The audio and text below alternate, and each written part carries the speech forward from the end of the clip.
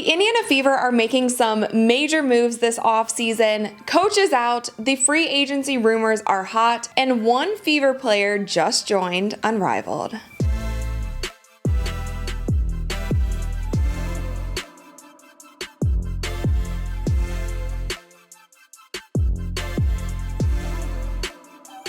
What's up, you guys? I'm DeMita, and welcome to the Courtside Club. I have been getting so many comments and tweets this past week asking me to cover what is going on with the Indiana Fever because there has been new news almost daily of the things that they are doing during the off season. So this video might be a little bit different than some of my others, but today we are going to go over a few topics and really break down what is going on with the Indiana Fever. We'll talk about the rumors, we'll talk about what's true, and what this means for the franchise.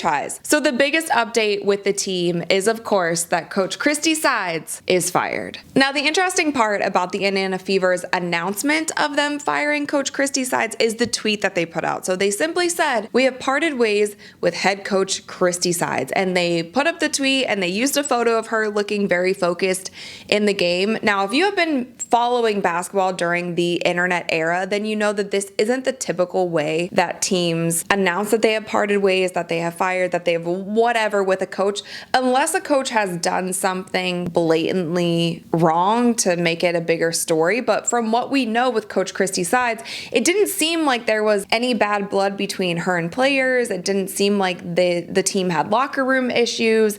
It didn't seem like she broke any rules. So a lot of people were a little taken aback by this tweet, saying like that was kind of a cold way to announce that you fired your coach. Now, in comparison, the Connecticut Sun also just let go of Coach Stephanie White, which a lot of fans are speculating that Stephanie White might be going to the Indiana Fever. A lot of fans would love to see her there. But anyway, this is what the Connecticut Sun tweeted. It still is like not anything over the top, but they at least thanked her and used a photo of her smiling, clapping. They have a graphic that said thank you. So the way that the Indiana Fever parted ways with Coach Christie Sides had a lot of people wondering what was really going on behind the scenes in the Indiana Fever locker room, like what was really going on. Now, Christie Sides also tweeted out shortly after the announcement was made, and she said, "Leave it better than you found it," which was also kind of cryptic. Christie Sides isn't really too active on social media, so this was a rare post from her, but maybe she was blindsided by this news. Maybe she thought that she would be returning. Maybe she thought that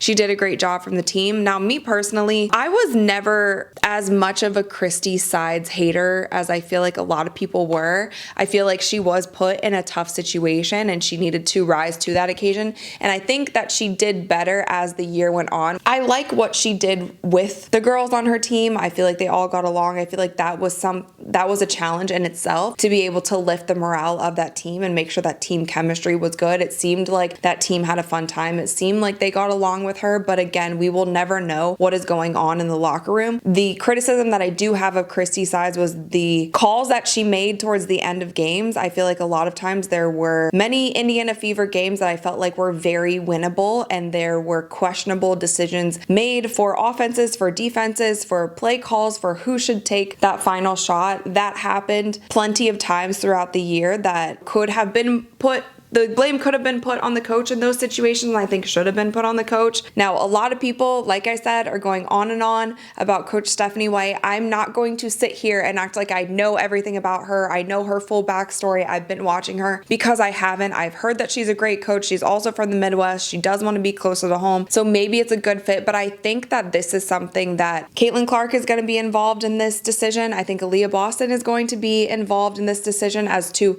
who they hire as their next head coach. And they do have quite a bit of time. So it will be interesting to see. You guys let me know right now in the comments below who you would like to see as the Indiana Fever head coach. I don't have anybody at this very moment in time who stands out to me unless, somebody came down from the NBA or Lisa Bluder came up and decided to take on the team. But from what I've heard, she's still in retirement. Anyway, now Nalyssa Smith has been a question mark player for, I feel like, the better half of the second half of the season. A lot of Indiana Fever fans do not want her to return to the Indiana Fever. She wasn't performing at her best on the court, but a lot of people were more so wrapped up in the things that were going on outside of the lines.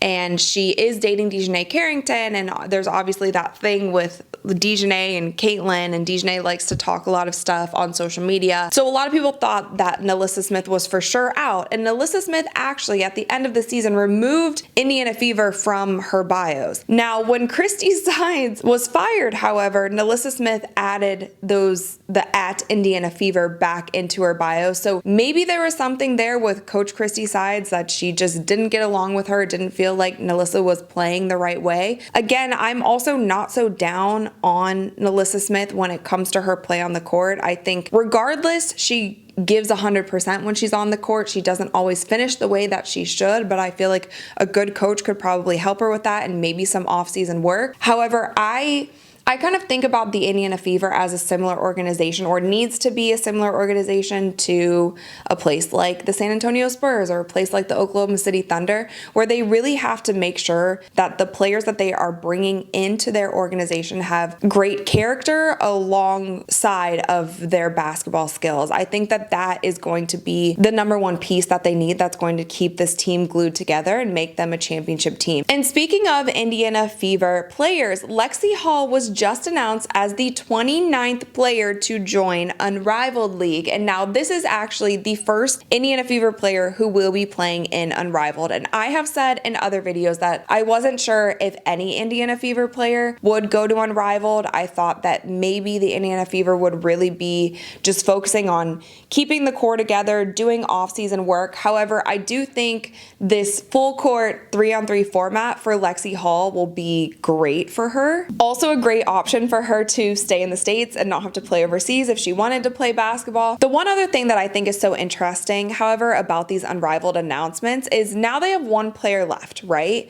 But within the last 3 announcements, one of them has been Kate Martin and one of them has been Lexie Hull. And those are 2 women who are good friends with Caitlin Clark. Now, has Unrivaled known that they were going to play this entire time and they were saving them until the end? Were they using these announcements to try to leverage Caitlin? Are they using them as a lead up to the announcement of Caitlin Clark being that 30th player, which, as we know, we haven't heard anything yet if she will be playing or not, but we know that Unrivaled was doing their last push with this huge offer that they were supposedly making her. But one other piece, I feel like a little detective when I'm talking about some of these stories because not everything is confirmed. Unrivaled originally said that they had 4 rookies that would be playing. Now they have already announced 4 rookies. They have Aaliyah Edwards, Rakia Jackson, Kate Martin, and Angel Reese. So those are the 4 rookies that they already had. Now, I'm sure regardless if they even had 30 players, I think they would make a 31st place for Caitlin Clark if she decided later on to join the league. But if they have 4 rookies, and they are sticking to that they only had 4 rookies for the season, does that mean that Caitlin Clark for sure isn't playing?